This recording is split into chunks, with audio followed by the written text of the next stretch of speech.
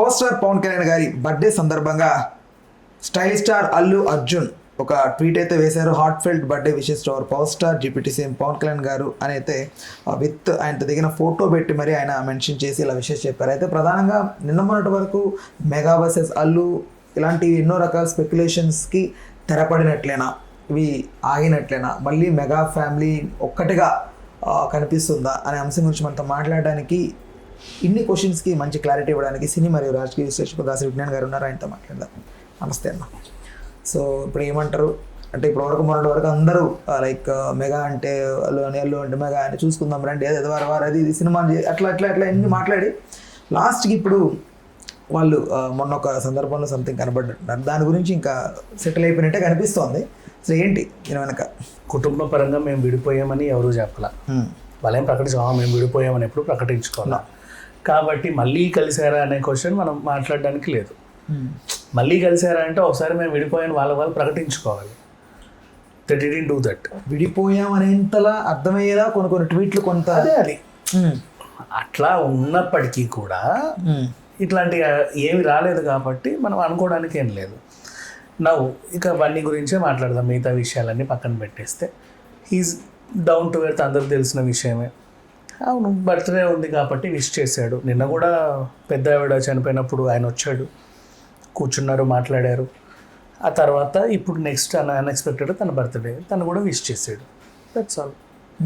ఏం లేదు దీంట్లో పెట్టుకోవడానికి ఏముంది, హ్యాపీగా విష్ చేశాడు. మరి ఫ్యాన్స్ ఎప్పటి నుంచో లైక్ అట్లా చేస్తాం అది బన్నీ ఫ్యాన్స్ ఎప్పుడు కూడా ఇప్పటివరకు ఎలాంటి వివాదాల్లోకి రాలా, గొడవలు ఎప్పుడు పెట్టుకోవాలా, నాకు తెలిసినంతవరకు ఎప్పుడు పెట్టుకోవాలా. వాళ్ళ మీద ఎవరన్నా పడేడిస్తే వాళ్ళు కౌంటర్లు ఇస్తున్నారే తప్పితే కౌంటర్ వేరు, గిల్లడం వేరు. ఎప్పుడు ఎవరిని గిల్లలా, వాళ్ళు వచ్చి వీళ్ళ మీద పడితే వీళ్ళు కౌంటర్లు ఇచ్చేవాళ్ళు, అంతే తప్పించి పని కట్టుకొని మాత్రం ఎలాంటి వివాదాల్లోకి ఇప్పటివరకు వెళ్ళలా. ఇక మీదట కూడా వెళ్ళరు నాకు తెలిసినంత వరకు. సో ఎవరైనా మీద పడి రక్కితే మీరు అనగానే కొంచెం ఇప్పుడు మన ఎన్టీఆర్ ఫ్యాన్స్ ఉన్నారు, ఎవరో వచ్చి వాళ్ళ స్టార్ని తిట్టడం జరిగింది, వీళ్ళందరూ ఏకమై ప్రెస్ మీట్ పెట్టుకోలే. అట్లా సేమ్ బన్నీ ఫ్యాన్స్ కూడా అంతే, ఎవరన్నా వాళ్ళ మీద పడితే తప్ప వీళ్ళు రియాక్ట్ అవ్వరు, వాళ్ళ కౌంటర్ ఇస్తారు అంతే. అదే దట్స్ ఆల్. ఆ కౌంటర్ కూడా ఎలా ఉంటే చాలా హెల్తీగా ఉంటుంది, తిప్పి కొడతారు అంతే తప్పితే మిగతా ఎగ్జాంపుల్ చాలా నీట్ అనాలిసిస్ ఉంటుంది. ఇప్పుడు ఫర్ ఎగ్జాంపుల్ మనోడు కాదు పగోడు సిచ్యువేషన్ ఉంది, ఇటు కాదు అటు ఎందుకు వెళ్ళావు అనేది అక్కడ మెయిన్ ఉద్దేశం.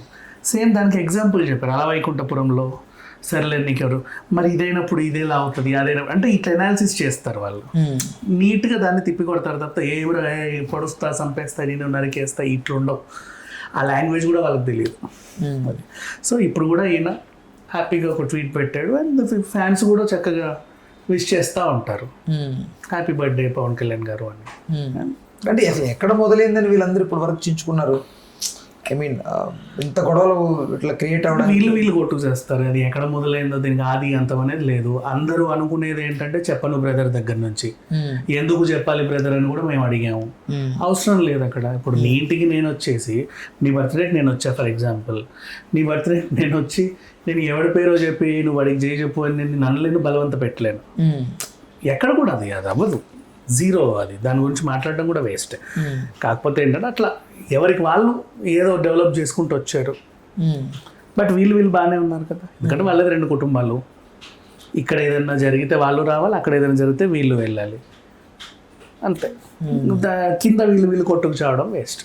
సో ఇప్పుడు ఎన్టీఆర్ ఫ్యామిలీలో కూడా అదే కదా జరిగింది, బాలయ్య వర్సెస్ ఎన్టీఆర్ అని అనుకుంటా ఉంటారు.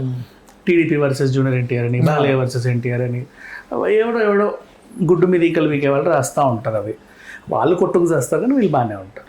ఇప్పుడు వాళ్ళ ఇంట్లో కూడా ఏదైనా ఇప్పుడు తారక రత్న చనిపోయాడు, అందరు రావాలి కదా. మన పద్మజ గారు చనిపోయారు, అందరూ రావాలి. రైట్. అయితే ఓవరాల్గా ఇంకా ఫ్యాన్స్ ప్రధానంగా తెలుసుకోవాల్సింది ఏంటి ఈ ఒక్క ఇన్సిడెంట్లో? ఏమీ లేదు, ఫ్యాన్స్ అనే విషయాన్ని పక్కన పెట్టేసి సినీ అభిమానులుగా మారండి. ప్రతి సినిమా చూడండి, నచ్చితే నచ్చిందని, నచ్చకపోతే నచ్చలేదనండి. ఎందుకు నా హీరో గొప్ప, నా హీరో గొప్ప, వాడు గొప్ప, వీడు గొప్ప అని చొక్కాలు దించుకొని. ఇప్పుడు నాకు మొన్న అనిపించింది మంచి సిచ్యువేషన్ ఐమాక్స్ దగ్గర కూలీ అండ్ వార్ 2 రిలీజ్ అయిన రోజు మా సినిమా గొప్ప ఎవరు కొట్టలేరు తెలుసా. 2 ఒకే టైంకి రిలీజ్ అయ్యాయి, మార్నింగ్ 7. మైకులు కూడా 2 parallel గా పెట్టాలి. రెండు స్ట్రైట్ తెలుగు ఫిలిమ్స్ కాదు కాబట్టి వాళ్ళు మాట్లాడుకోలేదు. ఎట్లా చచ్చినా సైడ్ తెలుగు ఉన్నా లేకున్నా రజనీకాంత్ గారికి అభిమానులు ఉన్నారు, ఎన్టీఆర్కి అభిమానులు ఉన్నారు, ఇక్కడైతే అభిమానులు ఉన్నారు. సో కొట్టుకోలేదు చూడు ఎంత నీట్గా వెళ్ళింది. కానీ ఒక టైంలో ప్రభాస్ సినిమా గురించి ఎవడో నెగిటివ్ చేస్తే అక్కడ ఫ్యాన్స్ కొట్టారు ఐమాక్స్ ముందు, గుండుకి పెట్టారు. అప్పుడు ఈ మైకులు రావద్దని కూడా ఒక నెల రోజులు ఆంక్షలు విధించాలి, మళ్ళీ ఇప్పుడు వెళ్ళాయి. సో అట్లా కొట్టుకు చేస్తారేమో అని అనుకుంటాను. కొట్టుకు రావడం ఎందుకు అంత అవసరమే ఉంది? ఎవడు గొప్ప అయితే నీకు పీకేదే ఉంది, నీకు ఏమన్నా ఇస్తున్నారా? వాళ్ళు బాగానే ఉంటారు కదా, ఎంత కాదనుకున్నా నేను ఎవడూ పట్టించుకోవడం అవసరం కూడా లేదు. నువ్వు చొక్కా చించుకొని చేయన్నా, నువ్వు పాలాభిషేకం చేసినా, నువ్వు పెద్ద దండేసినా సరే ఒక అభిమానిగా నీకు చిన్న గుర్తింపు ఉంటుందేమో, కానీ నిన్ను ఉద్ధరించే వాళ్ళైతే కాదు, వాళ్ళని నువ్వు ఉద్ధరించేవాడివి కాదు. ఎప్పుడైనా సినిమా వచ్చినప్పుడు హ్యాపీగా వెళ్తారు, బాగుంటే బాగుంది అనుకుంటారు, బాగాలేకపోతే బాధపడతారు, వస్తారు. ఇప్పుడు ఇందులో కూడా మళ్ళీ ఆధిపత్యం మాదే, పై చేయి మాదే అని ఫీల్ అవుతున్న వాళ్ళకి ఏం చెప్తారు? ఇప్పుడు కళ్యాణ్ గారి fans, I mean mega fans, మీరు వచ్చి మా దగ్గర గెలిచారు, లేదు మీరు వచ్చి ఇట్లా అని చెప్పుకునే వాళ్ళకి ఏం చెప్తారు? ఎవరైనా మేము గొప్ప మేము కూడా మీ బొంద అంటారు, నేను అంతే, ఇంకేమంటా చెప్పు. ఎవడైనా ఎందుకు ఎవడు గొప్ప ఫీల్ అవుతారు కదా కొంతమంది. అలా ఎందుకు ఫీల్ అవుతారు? అంత అవసరం చూసావా మీ వాడు అప్పుడు అట్లా పోయినా కూడా మా కళ్యాణ్ బాబు వచ్చి మా మెగా ఫ్యామిలీ వచ్చి నీకు అండగా నిలబడ్డారు, మీ అమ్మమ్మ గారు చనిపోయి, వేరే మీ నాన్నమ్మ గారు, వాళ్ళ జీవితంలో వేరే ఏ ఇష్యూస్ ఉండవు, వీళ్ళ ఇంటి మీదనే బతుకుతా ఉంటారు. అంత అవసరమే ఉంది. అంటే వాళ్ళకి ఇంట్లో ఇల్లు లేదనా, లేకపోతే ఇంట్లో గొడవలు లేదనా, ఎట్లా అంటే మాకు తెలియదు. అంటే మెగా ఫ్యామిలీ అంటే పెద్ద ఫ్యామిలీ అని, అల్లు ఫ్యామిలీ అంటే వాళ్ళకి వచ్చి సెలబ్రిటీ ఫ్యామిలీ అని, అంటే వాళ్ళ గొడవలే ఫోకస్ ఉంటాయి. వాళ్ళు అదే నందమూరి ఫ్యామిలీ, మెగా ఫ్యామిలీ, ఇంకో family, Daggubati family, whatever పూద ఫ్యామిలీ. మన కృష్ణ గారి ఫ్యామిలీ మీద కూడా పడేసిన వాళ్ళు, నరేష్ ఫ్యాన్స్ అని, మహేష్ బాబు ఫ్యాన్స్ అని. నెలకైతే 10-15 వేలు ఖర్చులు వచ్చి మనల్ని పట్టించుకోరు కదా, అస్సలు పట్టించుకోరు. ఇటే తిరుగుతూ ఉంటారు సైకిల్ బైకులు వేసుకొని, దాని గురించే ముచ్చట్లు, మళ్ళీ వాళ్ళ పార్టీలు. ఇంటికి వెళ్తే దమ్మిడి ఆదాయం ఉండదు, ఎవరికి ఏ పని ఉండదు.